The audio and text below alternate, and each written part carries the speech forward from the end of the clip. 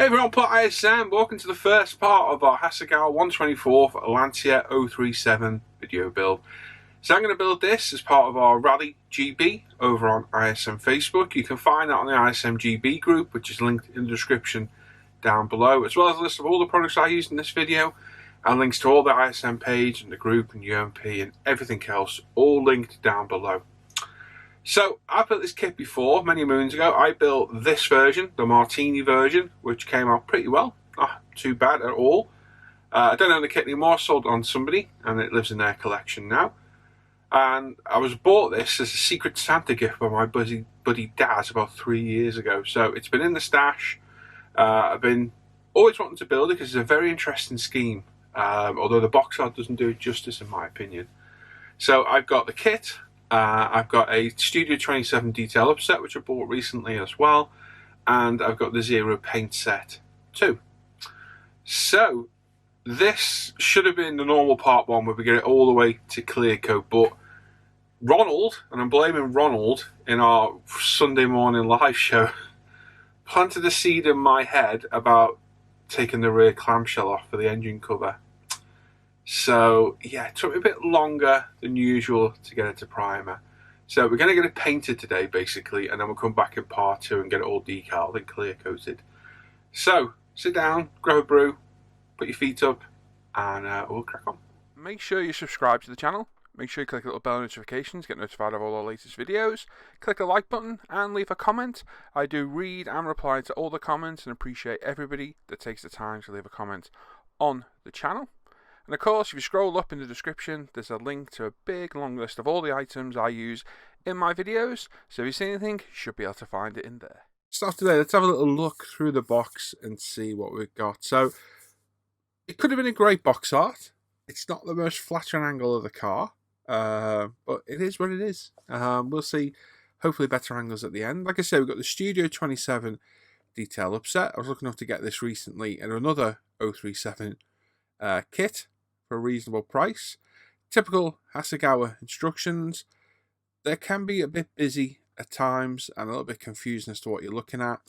They take a little bit in getting used to if you're used to Tamiya's. They are quite busy, like I say. We've got some very nice cartograph decals in this set as well, so they shouldn't give us any issues. The body shell is very nice out of the box. As you see, you've got the front sectional part there. The rear clamshell is all one piece, but the front section does come off should you require. We've got some material for our mud flaps, and there's an antenna there as well. So it's like a rubberized material there, but we have photo-etched ones. Clear parts are pretty decent as well. Nice and clear, a little bit of optical distortion, but they're nice and clear, which is probably the more important part of it. So some of these parts go from the outside, some of them go from the inside. You need to pay attention to your instructions on that one to see which way they go. Cockpit tub, seats, roll cage, bulkheads, again, all crisply molded, typical Hasegawa. Very nearly on par with Tamiya for the quality of their molds and their plastic. So no real issues there. Pretty well detailed, quite nice seats to be fair. And they're all properly opened up as well for the belts, which is nice to see. Brake discs, small part of our roll cage, some part of the suspension, so on and so forth. And again, all crisply molded in nice white styrene. Iconic wheels for this car. We've got our lights, there's some suspension parts again. There's parts all over the place for this. The chassis, floor plate, spoilers. We've got splitters, rear section, which we won't use on this one. And then we move on to the exhaust, steering wheel, engine components, door cards. Well, door cards, are they door cards? I don't know. We've got our tyres as well, slick tyres and polycaps. Nothing really to look at there. Just a typical slick tyre. And then we've got our detail upset from Studio 27. You can't get this any more new. Like I said, I bought this in a Martini boxing on eBay. More specifically for this detail upset. I wanted another kit anyway, but I thought let's get it while it's there, and we've got this. So quite a nice detail upset, not too much in there, but enough to make it interesting. Typical vague P instructions, so you really got to pay attention here. It does come with some nice stencils as well for spraying the Pirelli markings on the grills and the tyres as well. It's quite a nice little touch there. Typical Studio 27 PE. Very, very nice. Very clean. And that shouldn't give us any problems at all, really. You see the two stencils there, which are a really nice touch. So yeah, at least we've got some added detail to add to the kit. Although you've been crying out for me to do photo etch. So here we go. So we're going to cut our body shell off its sprue locating points. Be very careful here. Go as close as you can without going all the way up to the plastic, because we can sand it clean later on. So just go carefully. Don't cut off parts that you don't want to, like we did last time. And then we're going to cut off all of our bodywork components that need painting either on body colours or gluing in place. Now, we've got most of them off, as you can see on the top left. I'm just going to clean them up. So we've got a UMP 400 thinny stick, just to get rid of any sprue points or excess plastic. With Hasegawa, you may get the odd bit of flash here and there. It's just the nature of the kit, but it's easily removed. It's not completely over the top flash, but you will get a touch here and there on quite a lot of their kits. So we go with a 400, then we come with our buffer on the blue side, then the white, and we get it back to nice shiny plastic, and just repeat that as and when needed. On the body shells now, we get rid of the sprue locator point here. So be very careful, we don't want to take any excess plastic away, because it'll look odd once we put this part on. So just sand it, keep checking it, run your finger over it. Once you can feel it smooth, leave it alone, move over to the side, and repeat, and then again hit it with a buffer, and we're all good to go. Same with this section here. Like I say, we cut up to them, we didn't go right up all the way, because I'd rather leave a bit of plastic and have to sand it than cut too much away or distort it or what have you. So just bear that in mind and just go lightly around, clean up any flash, any seams, anything you think needs removing. It's pretty quick, not a bad body shell to clean up at all. So we have a quick test fit of the front removable section. It clips in at the side, and then there's two little holes in the middle. If it's very tight, you can always open the hole up a little bit, either with a reamer, a knife, or a drill bit. But for this, it's just testing purposes to make sure it actually fits, which it does really well as usual.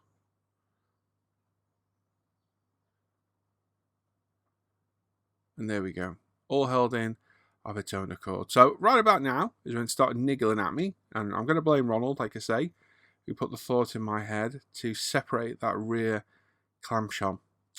Now, in the instructions, it very confusingly tells you how to make the hinges for this. Whether we're going to use those, I don't know. I will decide later on, but for now, we're going to concentrate and get rid of all the seam lines that run front to back on the car. It's going to use a combination of our UMP Ultimate sponges. So we've got our 240 thinny here. And we're just lightly removing it. Like I say, very easy, quick cleanup on this. Not too bad at all. And we're going to go around, get rid of all the seams, and then we'll buff them back up. And then we'll scuff the body in preparation for primer. So once you've got rid of the seam, cover the buffer again. Same story with everything. Use the appropriate sander. Then hit it with the buffer. Then the polishing side. And if you're happy that it's gone, leave it be. If you're not, hit it again until you're happy you've got rid of any flaws or seams or joints, whatever it is you need to do. Just take your time. Can't beat our sanders. They last ages. They do a fantastic job. And we do a great range of them too. As you can see, we're just going all around the body, remove any excess flash, looking for those seam lines to remove. Some of them are in quite sneaky little places. There's some quite tricky ones between that rear window and the spoiler, which we're dealing with right now with our 400 customizable cutter size. And good bit of work here, probably about 15 minutes gentle sanding. As you can see, we've got a thicker end one end and a thinner the other, and this end fits in perfect. You can cut these to shape or size, any shape or size you wish. And it makes short work of hard jobs. Once we're happy all the bodywork's all cleaned up, we've got a 240 sponge now.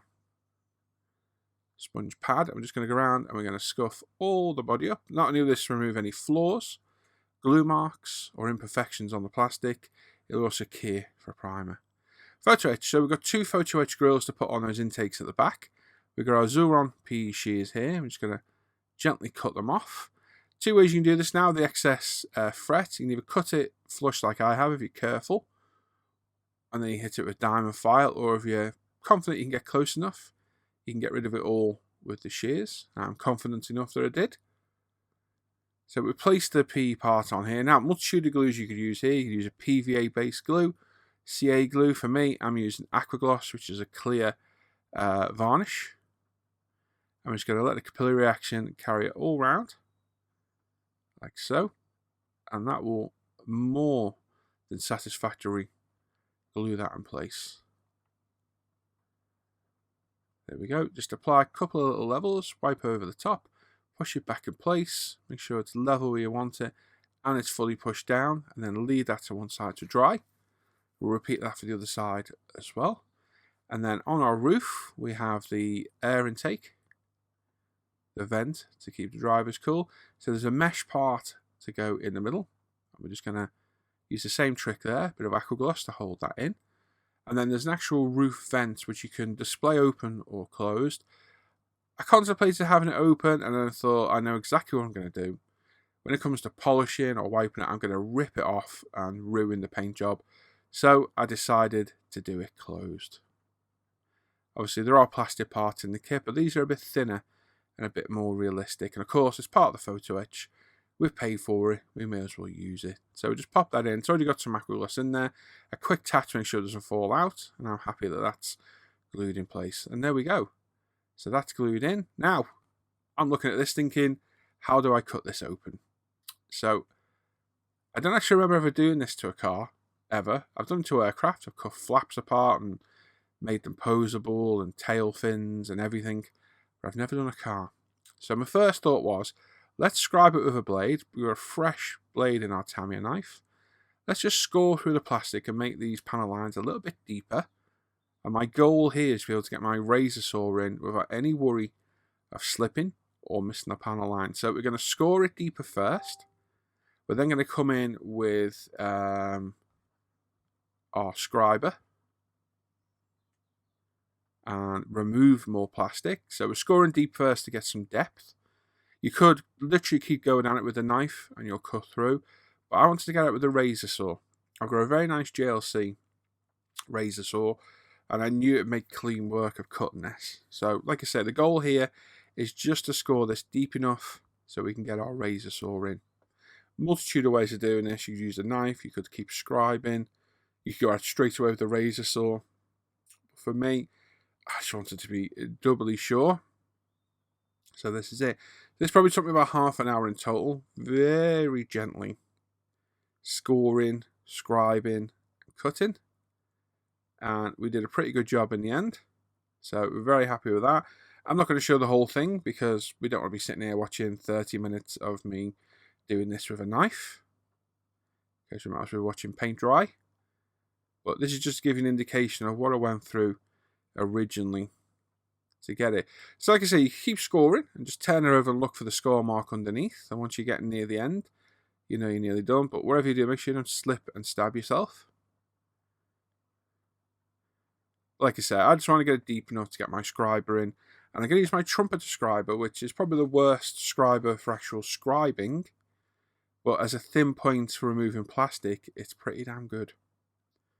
There are much better scribers out there, but I know the Trumpy one's got a nice fine blade to it. So there we go, here it is. In my opinion, it's probably one of the worst scribers you can buy for actually scribing panel lines. It's a bit too coarse and a bit harsh. But for this job, it's perfect. Because all we want to do here is remove material. As you can see, we're getting plastic out the back. Like I say, you could sit here and just go at it with this. I think it'd take you quite a while to do. But we're going to hit this in a second with our razor saw and make really, really short work of it. So yeah, I did this while we were live on Sunday.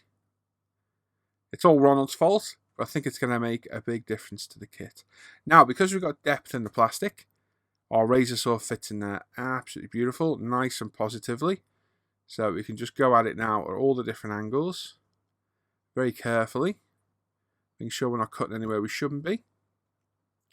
You have to angle the razor saw down, and then on top, hold it securely, and just nice, gentle. Doesn't need a lot of pressure. These things are razor sharp.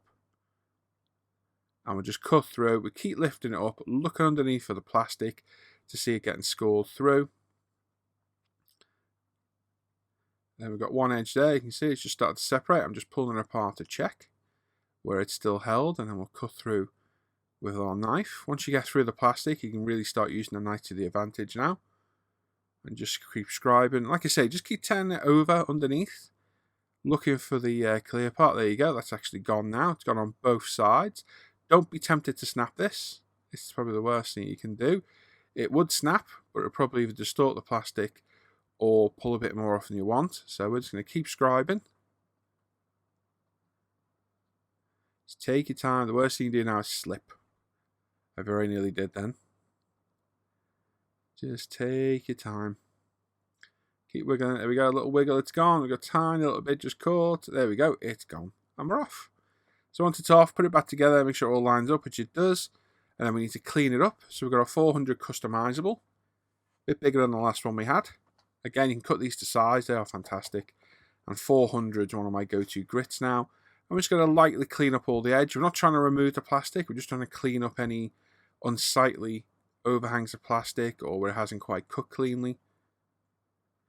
Now, a couple of ways we're going to do this. We can either use the Photo-etched hinges and try and get those on later.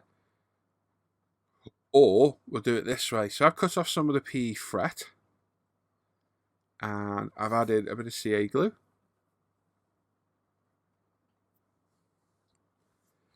And we're going to pop this on so it overhangs slightly. We've got two on either side and one at the top.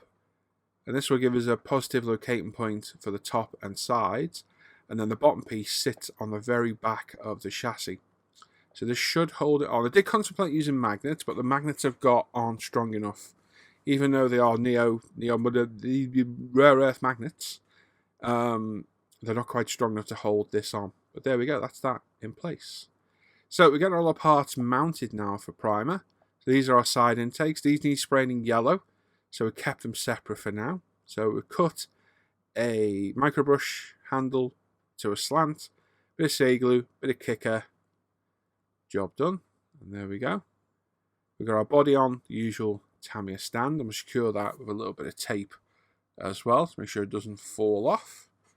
We'll put the front removal section on an old bottle on some white tack, and then our rear clamshell, we'll drill a hole underneath at the back where it can't be seen into the spoiler and pop one of our micro brushes through to hold that. As long as it's held on positively. If you're not confident and it's somewhere that can't be seen, pop a little CA glue in there to hold it, because if it can't be seen, it won't make any difference at all. But always secure them and make sure they're not going to fall off. It's happened to me. I've had parts fall off when they've been freshly painted or clear coated, and you're back to square one. So take your time here and do it properly. The obligatory Mickey Mouse toothbrush here doing its job. Get rid of any sanding dust or any remnants of anything in the panel lines. And then we've got some UMP airbrush cleaner on a bit of tissue. I'm just going to wipe it all over to remove any fingerprints, residue, glue, anything that's left behind that might contaminate our paintwork. Very, very important step this for me. Key the paint, clean it, and you shouldn't have any issues at all priming. It should really help things along. So wipe it and then dry it off, put it to one side. Do not touch it again with your fingers. If you do, re-wipe it, because the oil in your fingers is probably one of the worst things for paint to adhere to. Like I say, on the back we drilled a hole just through the back of that spoiler there. We've popped our micro brush in, and then to be able to push this into our part holder, we'll cut it on an angle, like so. It makes a sharp point, and then we're good to go there as well. Like I say, the front section is held on by an old UMP bottle with a bit of water in, a bit of white tack on top, a little bit of weight at the bottom, and we're all good. So we've got UMP white primer here. We've got our Ultimate Apex 0.35 at 25 psi. I'm going to apply several very light coats. Go very, very light with any white paint, any light colours at all. They need spraying a lot thinner than most other paints. So just really take your time and build it up do not try and cover it in one go. Angle it towards the light and just see a fine layer of paint go down, put it down, move on to the next part. By the time you come back, it'll near enough be dry. Or you can give it a helping hand with the airbrush to dry. But whatever you do, especially with white and greys or reds, yellows, any quite translucent colours, apply the paint very lightly. It's well worth just taking your time to paint. Onto our side intakes now, and that is everything given a coat of primer. We'll apply several more coats, probably 4 coats in total, making sure we get everywhere covered and just really meticulously prime the whole body. If you're not happy and you can see the white on the white plastic, add a few drops of grey in there and it'll darken up a little bit that you can see it. But for me, if you angle the light, or angle the model to the light to get the shine on it, you can see the paint go down quite well. And that's the way I do it. So there we go. Probably had about 3 coats of UMP primer there. I'm just checking everywhere's got covered evenly. Now we've got our zero paint colour matched. And I say colour matched quite lightly because when this is decaled, the yellows don't match the decals, which is a real shame. My fault for not testing it on a spoon. But it is what it is now. There's not much we can do. Lesson learned. I've had this problem before with so-called colour match paints. It's one of those. So, filtered. I'm filtering all my zero paints now through a 190 micron filter. I've had quite a lot of crap. And I'm using it crap because it is crap landing in my paintwork. And I know it's not my airbrush because my airbrush is spotlessly clean. So, the only next thing it could be is the paint. And since I started filtering it, I've had no issues at all. So my recommendation is filter. I'm going to filter all my zero paints in future. I already do my 2Ks just to make sure my clear coats are as good as they possibly can be. But I think in future my zero paints will all be filtered too. So we've got the Apex 0.35 needle nozzle. We're at 18 psi. And as always with zero paints, we're going to apply several nice light coats. So on the side, there's probably about 5 light coats of the yellow. It did build up really, really well. I thought it was going to take forever to build the yellow up. It wasn't that bad at all. Of course, before we paint, we give it a brush over of our anti-static brush and then a blow over just air from the airbrush. Just get rid of any dust particles that may have landed or been attracted by a bit of static. And we're just going to go around and paint all the lower half of this front bumper and the side skirts on the main body. Then we've got our intakes on the back to do. And again, when you paint the smaller part, it's very easy to apply too much paint, so spray them a little bit lighter. That's more than enough for 1 coat. And this is it. This is after about 4 or 5 coats now. As you can see, the yellow's getting some depth now. Sadly, to match the decals, it should be much more orange yellow. But like I say, it is what it is now. I didn't really see it until I put the decals down. It's hard to judge decal colour without putting the colour down, but it's just one of those things. We're going to give it a final light coat all over. Make sure we get all those angles in those front bumpers and the back behind the wheel arch too. And then we can leave this overnight to dry. So the following morning, we've got some pretty tricky masking to do because we've got a demarcation to do between the yellow and the blue. And the front bumper is particularly tricky to do. So we're using picture references off the box, the instructions and the internet. Took up real pictures of the car to see where the demarcation is. And basically just a small lip of paint on the very front. So we've got some Tamiya 1mm tape here. And we're just taping it right along the very, very front upper edge of that bumper, along the lights. Just putting it right along the edge with our tweezers. So very delicate placement here. And then once we're happy we've got that, we'll then fill it with some 3mm Tamiya tape. Just to cover up all the areas. This took forever to mask. It did take me quite some time. And then we can come in with our thicker 6mm Tamiya tape. This has all been detacked on my hand as well. And we'll just take our time. Make sure you leave at least 12 hours before you start masking any paints. Let them dry. Then we've got our 10mm Tamiya tape here as well to infill the rest. And again, as I always say, time taken is well worth spent because you will get a better job rather than rushing it. Make sure everywhere is covered. You don't want to get any rubbish demarcation in the paint. or overspray showing through. So we've got the blue now, mixing it all up with our Badger paint mixer. The tip to doing this is angle the bottle so the ball stays at the bottom, because you don't want to hit the ball with the paint mixer. I have seen these bottles smashed before that way, so be very careful. And again, we've filtered it. There we go. And then we can start applying, I'd say several. I reckon it took about 15 really light coats to get the full coverage on this. Now, I do spray very, very thin coats. It does take me a long time to get the coverage, but I get two benefits from that. Number one, I don't get any issues with the paint crazing. And number two, I think my paint finish speaks for itself. My paint's always nice and deep, well covered. But on this, the main issue was covering this yellow. So as you can see, as soon as you paint over the yellow, it's a lot darker than the white primer. So like I say, I think in hindsight, I should have sprayed the whole car yellow just to make the blue a little bit easier to paint, because it probably took me about 15 coats to cover this. It took about an hour and a half to paint. It took quite some time to do. And I think spraying it all yellow would have made a big difference to the actual paint job of the car. Now we've got uniform colour all around. That was what I need to make sure. So we've done a first coat over the whole car, and then subsequent coats we've added a bit more to the areas of the car that weren't yellow to darken those up to try and match the colour we've already got. And this is what took so long. So that's our first coat going down all over the body.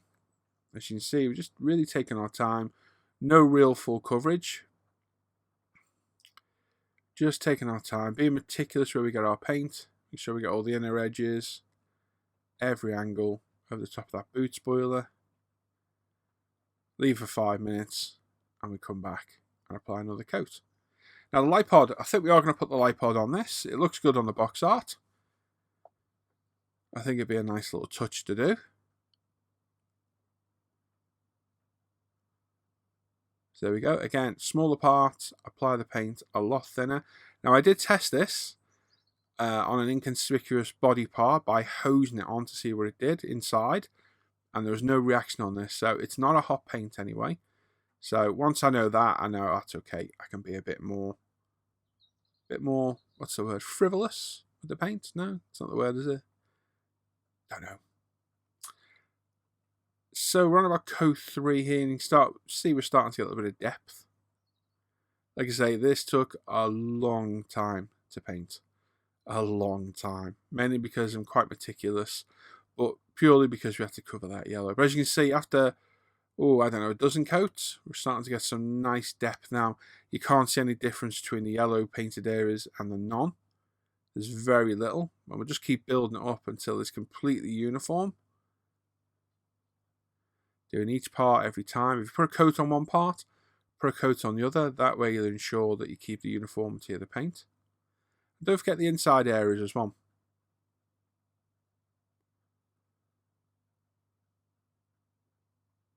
There we go.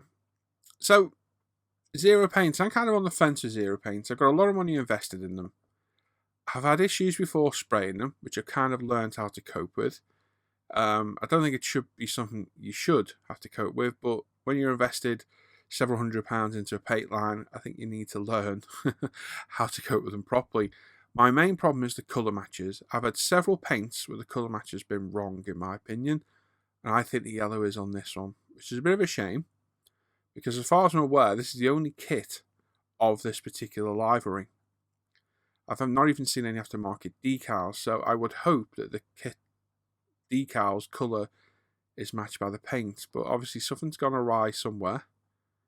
I'm not sure what, but it is what it is. There's no changing it now. At this stage, we're already decaled. I've already decaled the car. I just had way too much footage and had to break it in half. Not the car, the footage. And this is basically where we are at today. So we make the best of a bad situation and we just carry on. Like I said, the blue's gone down really nicely. The yellow went down great as well. It's just when we pop our decals on, you can see a difference in the colour, which is a real shame. But it is just one of those things. So there we go, applying our final coats. It's getting some nice depth to it now. Like I say, you can't see the difference between the yellow painted parts and the white. So that's what we're looking for. Like I say, that's what took so long on this. If we'd have painted it all uniformly, either all white or all yellow, I think it would have been a lot quicker. But hey, this hobby's here to while away the time. That's what this did. And there we go. So plenty of coverage there. Once you're done, every coat, you put it down, go make a cup of coffee, whatever you're going to do, go drink, go surf the web for a bit, go chat to a friend, whatever, but leave it at least 5 minutes to flash off. I'm just leaving this little bit of footage in to prove that I actually do leave it, because I think a lot of people, I think they can rush their paint jobs, and I think you just need to slow down a little bit. After 5 minutes has elapsed, you can come back and probably get our final coat down now. As you can see, nice dark blue. It's covered really well. We've had no paint reactions anywhere. Everything's gone down super smooth. We've got a nice dark blue colour now. I'm just going to offer up to our front section. Make sure the colour's the same, and it is, because the rear section was only white, so we need to make sure all the colour's uniform all the way through. And I'm happy with that. And they can be then left overnight to dry. Leave at least 24 hours before you decal.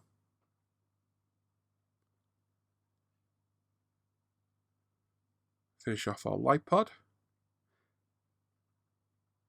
Another fun part, unmasking. Make or break. Did it work? Did we get good coverage? Let's have a little look. Like I say, it takes hours in masking and literally seconds to remove it. Be very careful, very gentle. Just really take your time.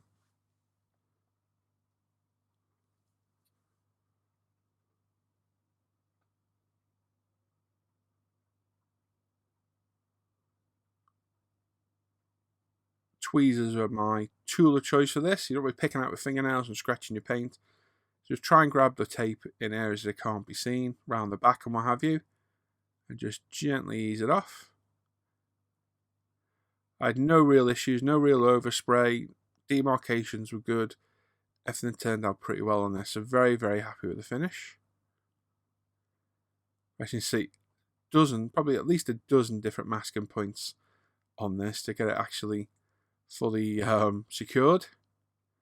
Lots of little angles. So you can see that front, beautiful, nice demarcation there. Pop that bit of tape through the back. I always tape behind the grills as well to stop any overspray through from the back to the front. And we'll grab this little bit here. Like I say, use your tweezers. The Tamiya tweezers are beautiful. They're nice and nicely pointed. As we can see there, not too bad at all. Happy with that. If you do get any overspray, you can hit it with one of our buffers very lightly, and it will remove the overspray. I think I did have one tiny little bit somewhere, but it wasn't even worth showing. But yeah, just hit it with the coarser side of the buffer. Sides now. These were relatively easy to mask, just 2 pieces of mask each side. And then again, demarcation pretty good on this. Now, some pictures of this car show the yellow to carry on over the top of that lip, but most of them show it's stopping at the top. So I went with what the majority showed, but obviously there are going to be different people out there, so it all should be painted differently. But it is what it is. This is how it's done. This is how I chose to do it. And again, I'm just get this last bit of tape off. And there we go. Nice clean demarcation between our yellow and our blue. Very happy with that. I took some pictures of it as well. So there we go. Happy with that. Nice clean paintwork. It's looking good. Once it's decaled, it'll come alive a little bit. And that's what we're going to do in our next part. So stay tuned for part 2. We'll be back very soon. We're going to decaled and clear coated. So there's part 1 over and done with. Like I say, we got all our painting done, masking done. Turned out really well. Like I say, it took a lot of paint to cover that yellow, to get the blue over the yellow. So in hindsight, I'll probably do that a little bit differently in future. How? I think I'd paint the whole car yellow. so I had a uniform colour to paint over rather than have to do some areas more than others. I think it made it a bit more tricky to myself because it took a lot more coat of the blue to fully cover. But overall, the masking turned out well. Paint looks really good, nice and clean. Filtering that zero paint through the 190 micron filters is well worth doing. I get a lot less crap in the paintwork, but 100% I get a lot more. So I'm going to make it a point now to filter all my paints. I think it's going to make life a little bit easier and give you a better paint finish as well. So that's it, not much else to talk about really. Got any comments, questions, or anything you want to pop them down below. I do read them all. And make sure you give the video a thumbs up, subscribe to the channel, hit the bell notification, and of course subscribe to the channel if you're not subbed. There we are. Loads of links down below for all the ISM Facebook page and the forum and upretail.com. The group page for the group build is down there too, so go and have a look at that if you want to take part in them. I'm going to try and do a video build for every one of them this year. That's my goal. And of course, check out my Paul ISM Instagram and Facebook page as well. You can go down there and have a look at all of that. So I reckon we will be back